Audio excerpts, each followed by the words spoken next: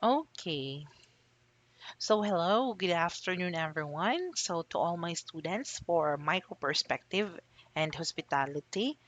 So we have it here, the classification of travelers based on what we have discussed last meeting. So the two classification of travelers based on traveler purpose, we have it here, business travelers, pleasure travelers, or personal travelers. Okay, so we discussed them. And also, when you're talking about business travelers, these are the travelers who travel in a specific destination due to the purpose of business. Okay, then the next one we have pleasure travelers or personal travelers. So these are the people who travel in a specific destination because they travel according into its personal decision making and satisfying themselves.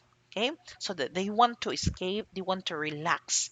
So that's why it is called as pleasure travelers or personal travelers, or in the other way, they are called non-business travelers. Okay, so when we are talking about business travelers, it is divided into three. So we discussed this one last meeting. We have it here: regular business travelers. Number two, business travelers attending meetings, conventions, and congresses. Three, incentive travelers.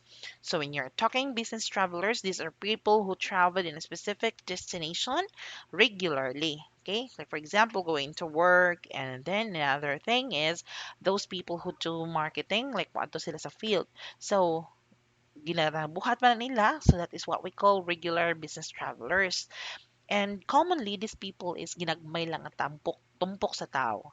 Then for the number two, business travelers attending meetings, conventions, and congresses, these are people who travel in a specific destination. It's because they are attending specific meetings, conventions, or seminars, okay, or congresses. So number three, we have it here, incentive travelers. So as all we know, kaning incentive traveler is given to an employee a motivation, okay, at a way of a motivation para mulihok, para mo perform og tarong para mo perform according sa iyahang capabilities ang usa ka employee. Okay? So pahalipay ni siya. Okay? Reward, it could be reward or itawag na itong pahalipay. Okay?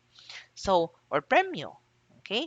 So, mo na siya incentive traveler. Okay? Incentive traveler is given to certain employee. For example, nakakota sa restaurant, sa pagbaligya og condo units, gitagaan siya og one night stay sa Sulaya Hotel Mactan given by the company or provided by the company. So that is what we call incentive traveler. Okay? But kung moingon na ganita og personal decision making, like I'm gonna give myself a incentive, okay, a reward for myself nga nakapasar ko, for example, nakapasar ka sa mga examinations, nakapasar ka, na cum laude ba ka, nakapasar ba ka mga major exams, nakapasar ba ka mga comprehensive examinations. So that is why imong tagaanog incentive imong kagalingon, but once it is personal decision making na gali para na sa atong kaugalingon. It's for our own pleasure. Wala na ilabot ang negosyo. That is what we call pleasure travelers or personal travelers. Di na siya incentive travelers. Make sure that you will always look for this scenario. Imong basahon ang scenario or try to check on the story or the scenario kung asa siya mabilong. It doesn't mean nga na incentive din na siya. Okay? So we have it here. The next one is for the pleasure travelers or personal travelers. So naata, it is divided into five. So we have it here, resort travelers, number one. Number two, we have family pleasure travelers. So divide ang family pleasure travelers into three, which is junior families, and mid-range families, mature families. Okay? So nagmatter lang siya according to the age of the parents and also sa age po sa ilahang anak. So always remember that we need always to value or we need to consider different factors. financial capabilities, the income of the family, and the obligation. Okay, once you have your financial capabilities, then you are ready, you can travel. Once the obligation is lesser, you can travel. Once heavy pang imuhang responsibilities in terms about payments of bills, and heavy pang imuhang obligations. So sometimes we can say that traveling is like it's hard for us to travel, especially sa mga bagong minyo karon. Okay, and we have it here elderly. So this one are the old ones. Kung maingon na to siya mga senior citizens. Okay, mga elderlies na sila. The number four, singles and single couples. So kani sila ang mga single and then single couples. That means they are a couple but still wala pa sila wala pa sila pamilya. Okay, wala pa sila anak. I mean, they're married or maybe uyab, but wala pa sila anak. So that's why they can't be a family. Kay once wala anak, a family is not completed. Okay? So, let's move on to our the discussion that we have this afternoon. So, travel constraints. When you are talking about constraints, mga hadlang. Okay, para mas masabtan yun nato, let's check on what is the meaning of constraints para mas masabtan nato. So atong tanawon makitaan man po din ninyo kay it is recorded. So um when we're talking about constraints, mga limitations, mga kung ano siya, mga hadlang, okay, or mga babag. So we have it here. So according to the dictionary online or Google, so constraints, okay, is a limitation or restriction. Okay, limitation or restriction. That is what we are called. That is what do you mean by constraints? So, a limitations or restriction.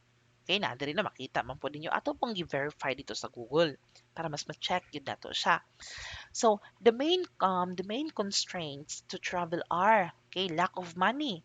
So financial capabilities, you can't travel if you're not financially secured. When you're not you don't have the exact income, you don't have the exact work, so, maglisod ka og travel, correct? Lack of time. Usahay too much busy. Usahay sa pagpangita po natong trabaho, pagpangita po natong kwarta, we're too much busy na sad. So, di na ta ka travel, di na ta ka visit into a certain destination. So, di ba? So we have it here another number three, lack of safety and security. So when we are talking about safety and security, it is about when if na naman gani kay kwarta, when you travel into a certain destination, the lack of safety and security means ang safety ni sa usa ka lugar, ang security sa usa ka lugar. It is safe to travel there. Okay, safety ba siya? Like wala ba yung mga news there that tackles about this specific destination nga naambay gitulis, naambay giunsa diri Sometimes we need oh when we travel into a certain destination, we must check also the place ng imong atuan. You need to conduct um ahead of time a survey or maybe a research about that certain destination para you will be aware of what type of people who's living there. You can check the culture and what is happening in that society. Okay, number four, physical disability. Sometimes, may mga panahon yun no babag yun ni ang physical disability when we travel. For example, mag-canyoneering ka, mag-hiking ka. So, if you have physical disability with your feet or legs, so one of the constraints gina siya. So, ang physical disability. Sometimes, because of physical disability, we are limited. We are limited with the actions nga kaya natong buhaton. Okay? Family commitments. Sometimes, when you want to travel but you have commitments, sometimes responsibilities, kinahanglan nimo bantayan imong anak baron, kinahanglan nimo bantayan imong kuan, na ba kay mga elderly nga nag-need og attention. So, sometimes we prioritize our family first. Usa ta maglingaw-lingaw, no? Commonly because as Filipino, one of our culture is family oriented manguta. We are family oriented. That's why nga, we prioritize our family. Okay? Prioritize ginato kay itong family kay we really love our family. All culture sa Filipino. So number six, lack of interest in travel. Sometimes there are people who are psychocentric. Maybe they don't want to travel. Maybe sometimes there are people who wants to stay at home and read some books. Okay, those are psychocentric people that they're not really adventurous. Okay, ganahan lang siya pahulay. Like, anong mo-travel man ko kakapoy ba oroy may pa magbasa-basa na lang ko to gain more knowledge and skills. Okay, to gain more ideas. Diba?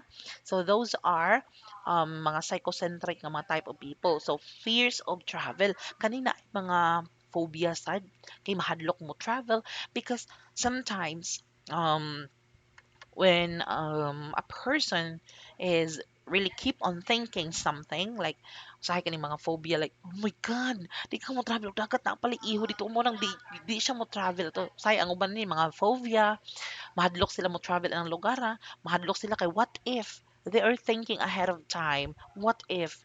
So, those what if is mga negative things like, what if maunsa ta diha, what if inana, and blah, blah, blah. So, these people is a phobia or could be naas mahadlok lang gyud sila mag-travel. They want nga safety sila sa kanang kuan ba sa ilahang daily nga life. So mo na ang uban mahadlok lang gyud siya mo travel like okay di lang ko mo travel kay mahadlok jud ko quiz dagko ba yung truck dagko ba ya ang kanang kuan dagko ba ya ang mga sakyanan nga makasugat niya magmotor nagulan pa jud so daghan kay sila hunahon. Okay? So daghan kay sila hunahon. So those are the travel constraints. So when we are talking about limitations or restrictions, when we are also going into all different countries, one of the limitations is getting visa, passports, okay, your clearances and your show money, okay. So those are the limitations and restrictions. So there are a lot of travel constraints but one of those is ang mga pinaka-uncommon is naagilista na to diri. So always remember the seven travel constraints. So we have it here. Cohen's classification. So according to Cohen's classification, people is divided or kani mga travelers is gi-divide pagid siya into from a group nga organized, a group nga individual, a person nga ni travel, an individual who explore. So we have two classifications according into Cohen's theory. So we have it here institutionalized tourist and institutionalized tourist. So non-institutionalized tourists are loosely attached to the tourist establishments exposed to host community. Okay? Kani sila is they are going into a certain place, okay? A certain place to visit that certain destination. Adto na sila usa ka lugar. They will stay, pwede sila mo according into their plans. So kung unsay ilang mga plano, so makastay sila dito sa ilahang gusto. So that is divided into two. We have explorer and drifter. And the other one is institutionalized. Okay, kani siya, institutionalized tourists are dealt with in a routine way by the tourist establishments. Okay, example, travel agencies, hotel chain. Nganong gitawag man siya institutionalized tourist? It's because they go into travel agencies, they make arrangements. Okay? Okay, naghimo sila arrangements. So, when you're talking arrangements of the travel na ay usa ka agency should I say third party or second party nga ni assist okay for you to travel. So it is divided into individual mass tourists and organized mass tourists. Okay, so let's talk about Cohen's classification. What is explorer? So this is part of the non-institutionalized tourist. So okay, explorer. So according into the Google, okay, description. So we have it here. Ako na tong siyang giandam. So what do you mean by explorer? Okay. So what we have it here. So according to Google, explorer, someone who travels to places where no one has ever been in order to find out what is there. So, when you are talking about explorer, it is a type of person, okay? A type of person nga moadto sa usa ka destination, visited into a certain destination nga wala pay common people nga nakasigig adto. It's because they want to check what is in there. That's why from the word explorer, exploring a certain destination on what is there in there. Unsay naa day dito explore nimo. So, commonly, explorer, okay, arrange their trips alone. So, kani sila mga explorer, kuan sila yung mga agencies nga giagian. Sila lang ang nag-arrange sa ilahang trips. Sila lang ang nag-arrange sa ilahang travel.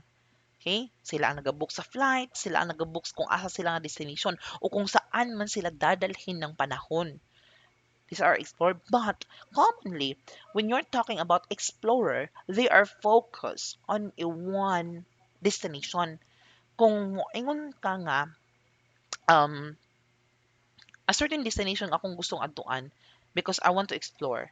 So specific ang iyahang i-target because she or he wants to explore that area. Okay? Kana man ang iyang main target. That area ang iyang gustong i-explore. So naa siya specific target destination. So to go somewhere unusual, okay? Moadto siya mga unusual places, okay? Moadto siya anywhere but upon going into an unusual places, or for example, a certain place commonly naga-research na po na siya iya na po nang gitan-aw dito unsay naa din hiya, but commonly of some of the explorer mo ni siyang sometimes delikado ni siyang explorer an explorer type of traveler. It's because it kind of there is danger kay sometimes ang uban dili mag-research ug unsay naa diha because they still instill in their mind that I am there to explore. Why should ako pa masyang i-research? But commonly, as of the latest times, ang uban mo research na gid siya kung unsay iyahang adtuan. So that is really important. It's because for your safety also. What if you visit that certain destination and then na danger na diha it's a danger zone. Okay? Danger zone din ha kay girahanon din adto kag Marawi. Okay? So it is really important to research on the place kung asa ka mulakaw unsay imong adtuan nga destination. So we have it here. The next one, look for comfortable accommodation and reliable transportation. Okay? So they look for comfortable accommodation and reliable transportation. So um commonly they are looking into a certain um place where they can live after they explore the area. So moadto mo uli po na sila og a safety, okay? Safety nga lugar.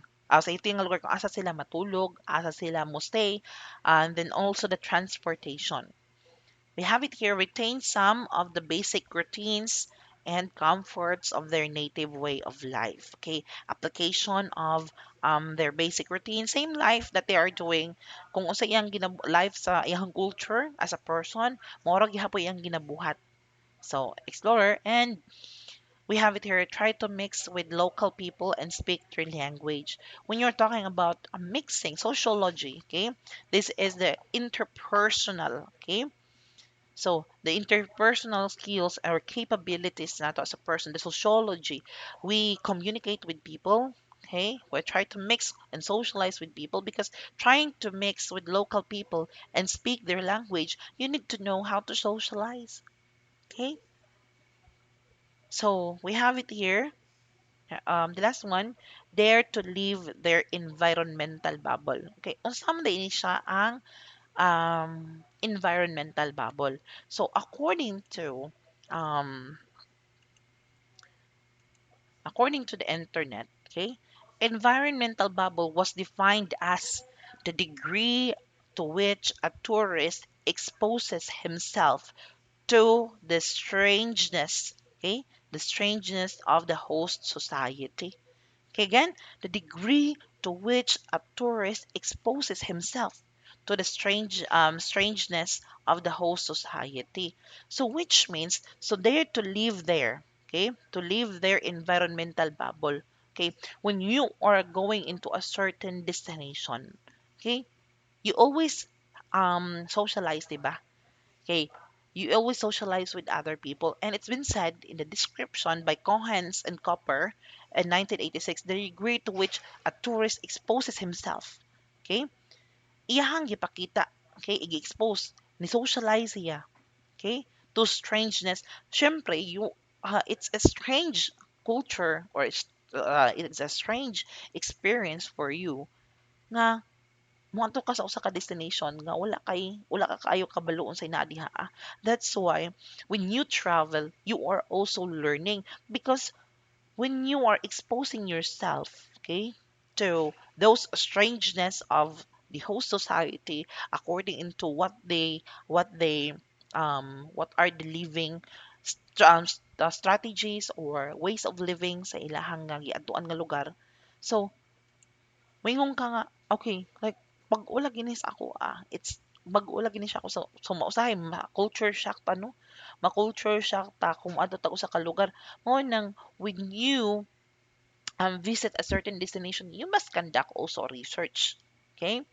So sometimes explorer, if you're not familiar with destination, so sometimes delikado sad siya, no? So you must research on a destination kung asa ka mo adto. You can be what type of traveler are you? Okay. We have it here the next, the drifter. So drifter, according to um the dictionary that we have it here. So drifter, okay, a person who is continually moving from place to place without any fixed home or job. Okay? So, kung moingon ta na explorer na siya'y target, okay? And dapat look siya for a good accommodation. Kani si drifter, mura sad ni siya explorer, okay? Mura po ni siya explorer, but different ni siya kay mag-adtuan gyud siya mga laing places, move to place,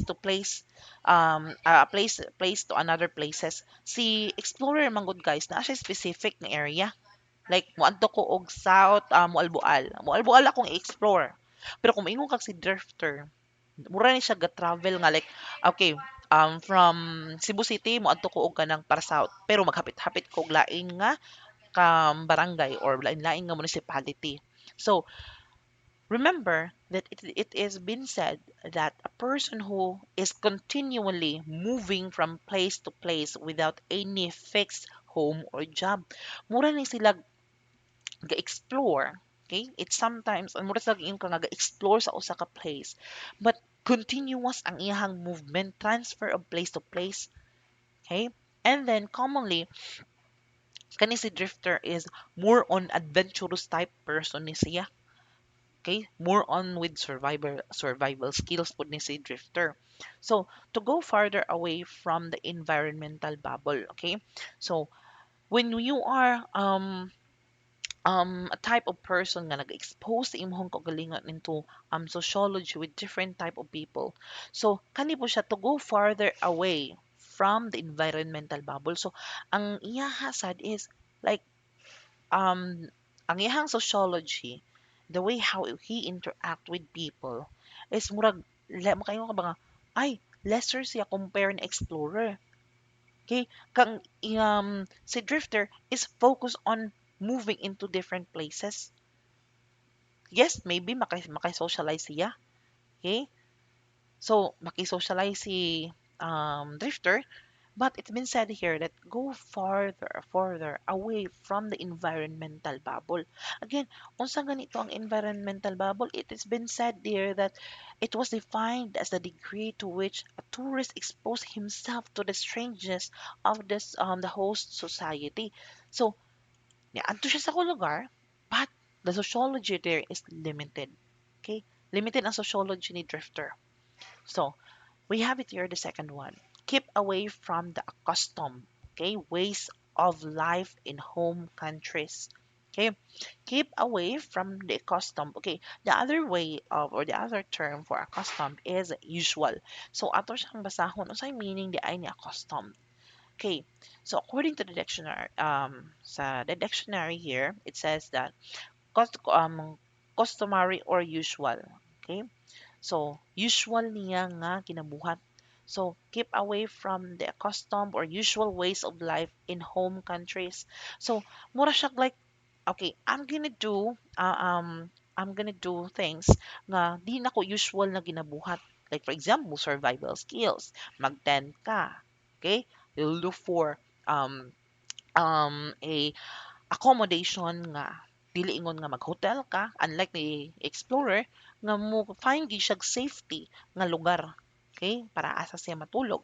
So the next the next thing is no fixed itinerary. Okay, kung si explorer mo ingon ta nga naa siya specific nga place nga target to explore, but si drifter no fixed itinerary. Remember that the explorer traveled into a certain destination because he want to explore that certain destination. Certain. Okay, certain means kana lang yun nga destination. And then, ang iyang accommodation, it should be safe. Kay mo ano, uli pa man siya balik. Okay? Like maybe I want to go sa Explorer, miadto sa Explorer, miadto ko sa ka-destination para lang mag-observe sa ilang ways of living. Okay, to explore kung saan man ilang binuhatan ilang kuan dito ang gibuhat dito like commonly when you're talking about Explorer, pwede na siya moingon og overnight lang. Mag-overnight lang siya dito or it could be for 2 days. But when you are talking to drifter, a continuous travel, like for example, moingog south, I want to go or explore the entire South. So, di na ka maingon nga explorer lang nga kay di naman usa ka place imong gi-target. You're targeting different type of destination. Okay? Moving into different places continuously. Okay? No fixed itinerary. It's because kung unsa iyang mahuna-hunaan, kung asa siya gusto mo adto, mao maiyahang gustong adtuan. Okay? So, in another word, like, sir, mura dai siya ga-explore gihapon, ga-explore sa usa ka destination, but moving lang siya into different other destination, lahi-lahi nga destination. Yes, that is true. Or that is correct. So, we have it here. Plan trips wholly on their own. Okay. So, when you're talking about planning, kani si drifter, okay, giplan ra gyud niya alone. Siya ra gyud ang gaplan. Okay, same with explorer, pwede siya nga ga-travel lang alone. Okay? So ni-travel siya alone, arranges his travel alone, siya lang. So kani si drifter plan trips wholly on their own. So sila ra gyud mismo. So like maglakaw baron sila like masayahang plano about transportation or traveling into that specific destination. Okay? Then the next one is live with local people. Okay. So commonly this type of people kanisa lang si drifter is dili siya ingon nga the sociology, okay, the sociology of a person is makaingon ta nga when you travel, okay, when you travel a specific destination dapat makihalbuil jud ta. Okay, so drifter sometimes mustay na siya og longer nga time or longer span sa usa ka destination. That's why maka-live gyud siya with local people. Okay, maka-interact, maka-socialize siya into different type of people. sa usa ka lugar. Okay? So, nipuyo siya sa anang lugar, like for example, okay, mag-tent ka kuno or else mag-abang lang ko. Pwede. Okay, kay mao may iyahang plan.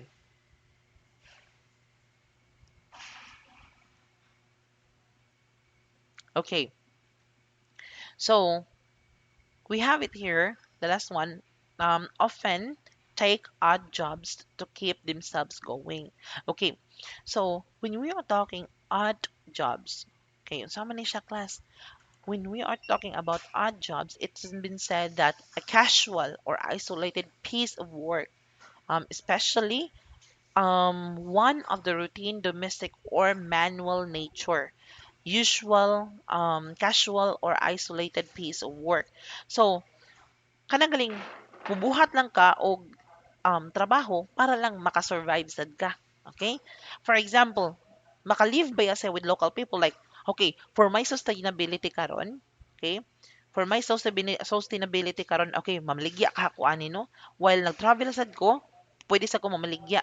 That's why if you can see there are people who's traveling in a certain destination ang uban nagdadag van and they trying to travel uso kay ni sa laing nasod no kay different destinations ito sa laing nasod is connected raman with bridge. So sa laing country connected ra with bridge. So magdala lang sila og ilahang kaugalingong sakyanan and they move into different places. Sometimes mo stay sila 1 week, 2 weeks there and if they can find some odd jobs, okay? Pwede silang magnegosyo. Okay? Pwede silang maligya for their sustainability. Remember that kanis explorer, moadto ko sa specific destination, muli isa na siya. And then, the difference ng si drifter, ga-explore sa usa ka lugar, but continuous ang iyang movement. Di siya muuli dayon. Kay continuous ang iyang movement from place to place. Magsige siya balhin-balhin. Mag-move siya. Continuous ang iyang bumo na si drifter. So, si drifter, ang iyang exploration sa usa ka place is longer. Okay? Is longer ang iyang exploration. Okay? So that is what we call explorer and drifter. So that is according to Cohen's classification. Okay? So the next thing that we have in here is Cohen's classification about the individual mass tourist.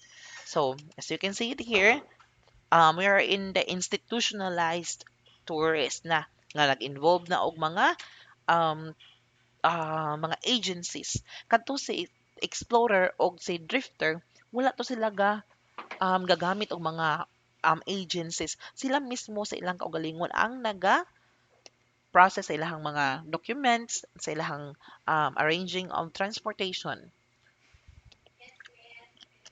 So, for Cohen's classification of individual mass tourists, we have it here.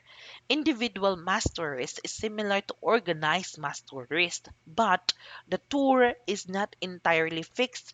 Kani siyang individual mass tourist is dili siya fixed ang iyahang entire nga pag-tour. Like for example, if na ako'y agency, okay, can you please organize me a travel going to Hong Kong. Okay, once ka niabot na kag Hong Kong, pwede ka mo ingon ni agency like, okay, anhilang sa anhilang kutob sa ang inyuhang services nga i-offer ninyo sa amo kay kami lang sa mo suroy lang sa ami. Okay? So, pwede sad nga moingon ka nga by this day, mo travel mo ani nga destination sa Hong Kong, mo travel mo ani nga tourist destination, and then if napa may ganahan mo extend mo sa inyong time, like pwede mong maka-extend. Pwede mong maka-extend sa inyong number of days nga stayed mo. Remember, ang ubang nga mga agencies as na ay ubang agencies nga dili mo allow nga like mo extend ka sa imuhang extend ka sa imuhang stay sa usa ka destination especially if na ay mga policies nga kung mo-extend ka mubayad ka og tax. Okay? And so we have it here next. Individual mass tourists have certain control over their time and itinerary. Okay, sila ang magbuot sila ang time and itinerary. Pero paglarga nila, niagi sila og agency. Okay? So the next one is individual mass tourists, but all the major arrangements are still made through travel agencies. Okay. So kung buot na tong hunahunaon, nikuha siyang agency to travel in a specific destination but pwede siyang maka-extend sa iyahang stay and pwede siyang makabuot kung asa siya gusto dalhon. Okay, commonly this type of individual mass tourist is you can't assume, you can compute directly kung pila expenditures nga imong magasto when you travel. Okay? Di mo makompute okay, mao ni akong bayaranan kay di man siya fix. Like kung adto ka og lugar, okay, hello agency, can you please bring us to blah blah blah, a specific destination, and it will be added to the cost. Pwede. Okay? So we have it here, Cohen's classification, organized mass tourist. Okay, ang kani siyang organized. It's organized na gyud siya. Like specific na gyud siya. Okay? Kani siyang compare ni individual mass tourist, pwede silang it's kind of part of like more siyang adventure. More siyang adventurous pun part nila kay naa sila may discover nga usa ka butang, pwede silang moadto.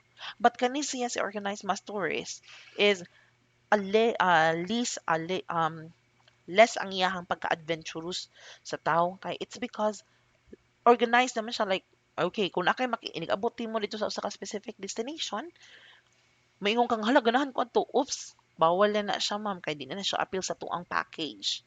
Okay, so organized mass tourists spend most of their time in their comfortable environment bubble, okay, throughout their strip, okay, throughout their strip. So they are in the comfortable environment. So for example, like an organized mass tourist like di ko ganahan adventure. Okay, so that's why pangitaan lang ka okay, ganahan ka o ganang ko answer mga motor lang o ito about culture, about maingon ta og churches. So kung asa yung comfortable environment nila adto lang gina sila kutob, adto lang gina sila ang ilang gusto iplano. So the itinerary is decided in advance. When you're talking about organized, you organize na nimo daan, okay, from this time, mao ni nana, mao ni atong plano, mao ning adlaw, mao ning orasa. So gi-decide na nimo in advance. The travel is already kay planned, okay, or decided in advance. Okay, kay usahay i-book man po na sa tour guide. Okay, usahay na may tour guide ang mga agencies, especially if moadto kag foreign countries. We have it here. The next one is attractions are guided and well fixed. Okay, mo na siya night tours guide and specific na gyud siya. Okay, within the day, let's start the day at 8 a.m. Mo tag bus, then from 8 to 10, mo to ta ani nga destination kay layo-layo man siya. And then mo na tong destination. Then from 10 to 11, mo na yung destination kay duol ra siya. And then mo na po ang sunod na tong nga destination. It is already planned and it is already arranged by the agency. So the last part is tourists have no decision on their trip. Ano man, once it is organized already, gi-compute na sila pila ang total package. So di ka pwede mo ingon, oops, pwede mo mo sideway nga mo adto pud og lain nga kanang kuan mapahatod lang mi. No, di na siya pwede. Okay? Different na siya nga story. It could be naay naay part nga nay uban nga mga agencies nga mosugot but partly once package na gani siya, okay, once it's already packaged na nga tour, okay, once nga package tour na gani siya, that means kana ra gyud pwede mo avail. Like for example, you will be staying there for 2 nights and then 3 days and after that mouli na dayon mo, okay, flight back na dayon mo. Okay, that is what we have in Cohen's classification. So again, so in Cohen's classification for non-institutionalized tourists, then there is no agency involved. We have explorer and drifter.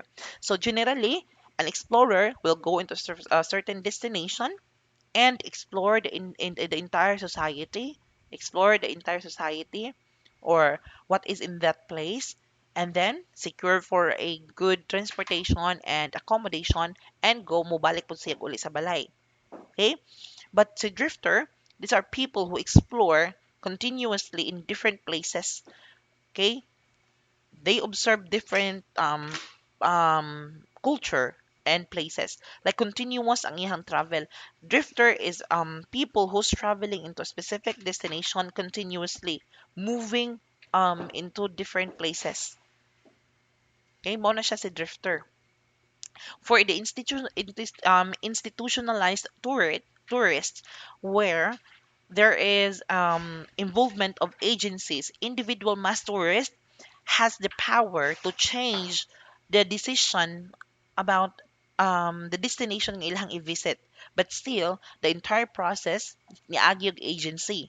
But still, they have the control of their time kung kano saa sila muli, kano saa sila mo flight back. When you're talking about organized mass tourist, this is already a package deal, a package tour, which means everything is controlled um by the agency except siguro sa imong free time. If you have the free time, like for example, adto ka og kanang sideway ka og lain nga place ini kagabi ka wa mo'y travel, it's okay. But the entire package, for example, travel 1, travel 2, travel 3, it is been set already. Okay? But ang naay control sa pag-uli ninyo, ang pag-adto ug pag-uli ninyo ug ang sa mga specific na travel nga gusto ninyong adtuan is the agency. Except lang if, for example, in a day, half day mo karon wa mo travel, pwede mo mula adto og laing lugar. But it is the decision na sa kuan na sa traveler. Okay? So, that is for Cohen's classifications. And now, let's talk about the plugs classifications of travelers based on personality. Okay, ang kang Cohen's classification is based on pagstay niya sa lugar, unsay mga lugar niya adtuan, ang pag-travel niya. Ang kang plugs classification for plugs theory, plugs classification of travelers based on personality according sa personality sa usa ka tawo. Okay? Remember that we have the psychology of travel. Okay? So, it is included yeah, it is included ang personality sa usa ka tawo nga naman na may tawo nga ganahan og adventure, na may tawo nga dili ganahan adventure, na may tawo nga both ganahan og adventure, ganahan og like relax sad, like dili pud ingon adventurous kaayo pero ganahan pud ko makatry. Okay? So naapoy sa tunga-tunga lang pod no. So we are talk we what we have it here is plugs classification. We have three classification class. So we have the psychocentric type, allocentric, and mid-centric type. Okay, unsa man ni si psychocentric dai class? So according into here, conservative, inhibited, and adventurous. Return to familiar destination, want to relax. Okay, expect the type of food and activity, prefer heavily structured itinerary, safety and security are important. So this type of personality, psychocentric type, okay, these are people nga ganahan lang. Okay, kung adto magani ko sa ka certain destination, moadto lang ko para mag-relax. Ganahan lang ko magbasa-basa. Ganahan lang jud ko mag-relax. Ganahan ko mag-coffee. Like in ana. Okay? And they go home. Kay dili sila ganahan pagdaghan pagka chichiburetsehan. Kani mga psychocentric type of people, these are people nga hilumon, dili ganahag kisaw, dili ganahag saba. They want peace. Mostly ganahan sila og mga nature type nga kamingawon pero di sila ganahan mo atong nature nga mag hiking but the presence of nature ba like mingaw nali lang malanggam nga nagtaguytag like staying at home is their best nga kuan. Staying at home is their best way nga makarelax sila. But commonly, there are people nga mga psychocentric type of people. Ganahan sila mo ko sa destination pero ganahan sila hilom. Di sila ganahan saba nga destination or usa ka place. Okay, that is psychocentric, less unadventurous gid sila. Dili sila ganahan og mga physical activities. Like they want just to have mingaw nga environment. The opposite sad ani niya is according to Plug's classification of personality, we have allocentric type. So unsang man ning mga allocentric type? Seek new experiences and adventure. Okay? They are adventurous. Okay? Ganahan sila mo explore, ganahan sila mo adto. So si drifter og si explorer, they are under allocentric type people. Kani mga travel gyud. Okay? They're type of allocentric type people. Okay? Outgoing and self-confident, enjoy meeting people from different culture. That is people ha, ang kanang PPL, that is people.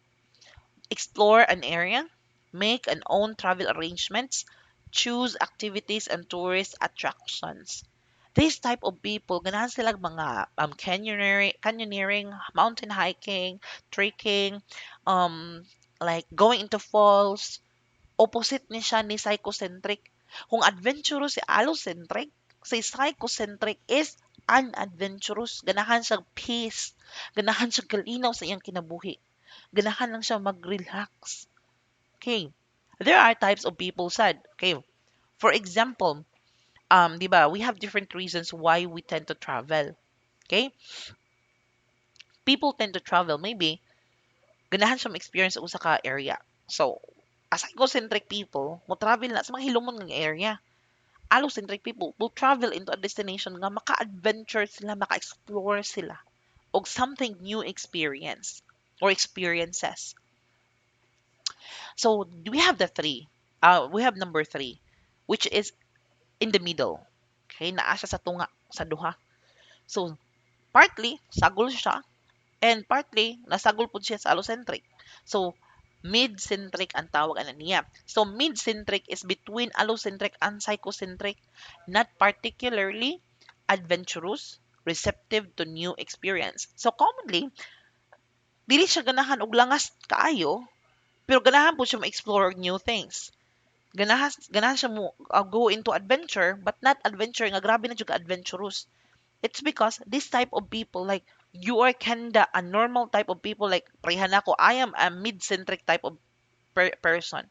Sometimes, ganahan ko nga, okay, sometimes akong personality, psychocentric, ganahan ko mingaw. Sometimes, usahay mo adto ko, ma-allocentric sad ko. I'm a type of person nga, mid-centric. Kaya naman dyan mga tao nga, like my dad.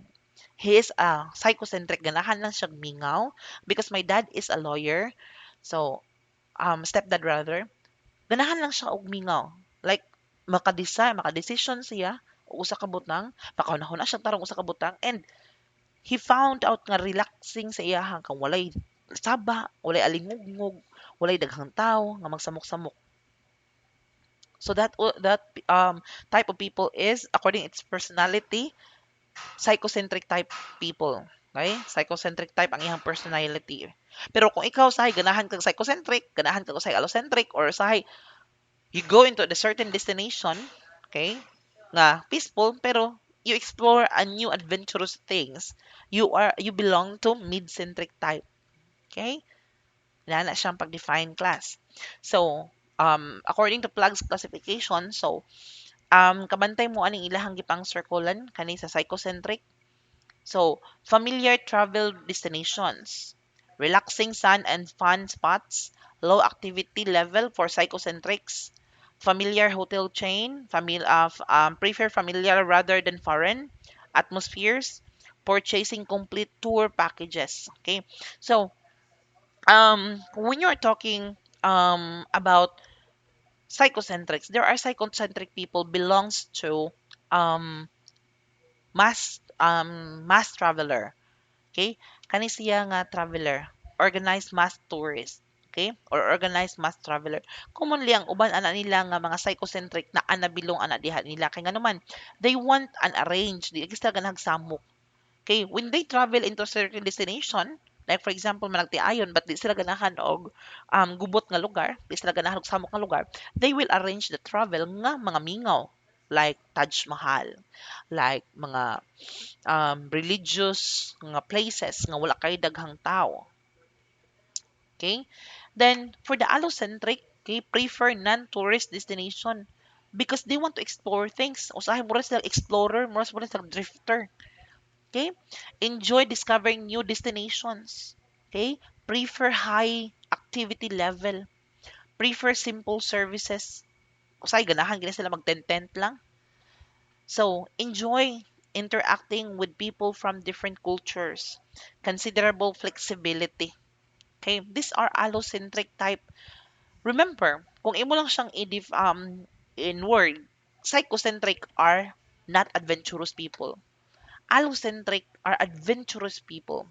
When you define adventurous, it is like an exerting effort or physical activities nga heavy gid siya, like na-adjust ka ng exertion of strength sa imong lawas, and then kanang mo interact jud ka ba, mao na siya ang ato ang i-differ nilang duha, the difference between the two. Then we have for the mid-centric, as what I've said, ang mid-centric is nas tunga-tunga. It could be like ganahan kag adventure pero dili ingon ka adventure. Ganahan ka og may pagka-part sa psychocentric pero di jud ingon nga psychocentric jud ka. Like you want a peaceful environment, and then still there is adventure, okay? But not that extreme. Okay? So that is what we call mid-centric. So there is a large number of people falling between the allocentric and psychocentric types of tourists. This type of tourist is called mid-centrics. Mid-centric tourists are not particularly adventurous, but they are receptive to new experience. So dili lang mga heavy nga mga experiences, dili nga mga heavy nga mga activities ang ilang ginabuhat. The next one, we have it here. Okay, let's define what is tourism. So, unsa din ni siyang tourism? So, tourism is a travel for recreational, leisure, or business purposes. The World Tourism Organization defines tourists as people traveling to and staying in places outside their usual environment for not more than one consecutive year for leisure, business, and other purposes. Okay, when you talk about tourism, it is a person moving into different destination or traveling into a specific destination. Okay, for could be recreational activities or in different, okay, in different purposes. It could be for business, it could be for pleasure, or it could be for personal travel. Okay, so traveling into a specific destination, that is what we call tourism. Okay, that is what we call tourism. So we have it here, visitor. Once we have tourism, ang tawag sa mga ni travel is visitor. Okay, or visitors. Okay, for example, ni adto ko og Singapore, I am a visitor in Singapore. But visitor is divided into two, which is tourist and excursionists. So let's start define what is visitor. A visitor is defined as any person traveling to a place other than that of his or her usual environment for less than 12 months, and those and whose main purpose of trips is other than the exercise of an activity remuner- remunerated from within the place visited. Okay, when you are talking about visitor, these are people who visited in a specific destination, not less than, okay, not environment for less than 12 months. Okay? Kay commonly, kung maabot na kag a year class sa your subject for migration or transfer of address. Okay? So in different places, there are different visiting policies. Like for example, in going abroad, for example, tourist visa for only good for 6 months. Dili siya maabtan og 1 year. It's because sometimes people ni palaylay lang og tourist visa because they want to look for a work or mo migrate di ito. Okay, at the end of the day. So, visitor is divided into two types, tourists or excursionists. So, two classifications of visitors. We have it here. Tourists. Let's talk about tourists. So, temporary, when you're talking about tourists, temporary visitors staying at least 24 hours with purpose such as leisure, recreation, holiday, family, business, or meetings. But when you're talking about tourists, these are people who stayed in a destination more than 24 hours or at least 24 hours in a destination and make an overnight stay. Because when you stay more than or at least 24 hours in a destination, you will be making an overnight stay, correct? Overnight stay juga. That is what is tourist. Remember, tourist stays in the destination at least or more than 24 hours and make an overnight stay. While excursionists, temporary visitors staying less than 24 hours in the destination visited and not making an overnight stay, including cruise travelers, but excluding travelers in transit. Okay? So, when you're talking about excursionists, when you're talking about excursionists, these are people visiting in a destination nga niadto sila less than 24 hours and wala ni overnight stay. Those are excursionists. Opposite ni tourist. Okay? Like for example, maadto kag Simala, yan uli ka dayon, that is you are considered as excursionist visitor. Pero kung ato ka Simala, nya natug ka dito apod sa Simala, nabaroy katuluganan dito you are a tourist visitor type. Okay? Can you see the difference between tourist and excursionist? So, I want you to remember the motto in tourism or in the motto in hospitality, especially if you are a tourist. Okay, if you are an excursionist or if you are a visitor into a certain destination, it is like helping our tourism, helping our eco tourism to maintain what we have a tourist destination naturally. So remember this one. Okay, remember this one, class. And remember gini ninyo, kill nothing but time, leave nothing but footprints, take nothing but pictures, keep nothing but memories. Okay? It is a motto where we go into a specific destination without distracting, okay? Without destroying what we have, especially for the natural or ecotourism, the natural tourist destinations. Okay? Importante kayo ni siya. It is like saving the tourist destination for the future. Okay? Nga makitaan pa ni sila for the future generation that can still experience what we have today. Okay? So, please watch this video, okay? Because I will be asking, okay, for those students nga wala pa ka oral recitation, I will be asking questions from this recorded discussion, okay, para sa inyuhang oral recitation. Okay? And make sure to watch the video para makagain mo og knowledge para nigabot sa exam dili magkaratul-rator og dili ma-zero. Okay? You have responsibility as a student and I have also responsibility as a teacher. Okay? Akong gibuhat ang akong side and please buhata sa dang inyong side to study. Okay? For those students nga wala pa ka oral recitation, kani ang atoang basihan for the oral recitation next meeting. Are we good? So, I do believe that I've discussed the topics, okay, nga coverage for the oral recitation for katong wala pa naka-oral, no? Okay, and be reminded also everyone for the entire students sa hospitality in the hospitality management department, please ayaw kalimot o gamit sa word nga ma'am answer when you're calling or addressing your classmates. And please also follow the grooming standard. Okay? Ang ato ang grooming standard, especially kanang pagban sa buhok, haircut. Okay, naa na sa inyuhang Google Classroom. Please check sa orientation nga PowerPoint naa dito ang grooming standard nga policies. Okay, ako nang isend og balik sa inyo ha so that you will be aware. Okay? So I think akong mas maayo siguro akong ipakita no ang inyong grooming standard nga one total it is recorded man.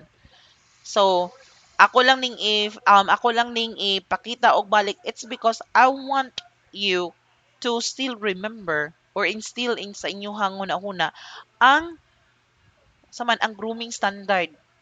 Kay ang uban wala jud ni follow based on sa mga videos nga ako nakit-an, wala gyud ga follow ang uban sa mga gihatag nako nga indicator sa grooming standard. Okay? So look at this one. So I think klaro masiguro kaayo no? Grooming standard for BSHM students. Okay? Klaro ana. So male and female, please read this one basahon tani. Okay? And everyone, ladies and gentlemen, please be reminded that you are college students already. Follow procedures, follow instructions sa given nga activities, especially upon submission para dili ta ma-zero. And then, isubmit ang activities or projects or outputs on time. Okay? So, God bless everyone and I hoping nga inyuhan i-watch ang video kay para ra sa din sa inyuhang kaayuhan. Okay? God bless and good afternoon. Keep safe. Goodbye.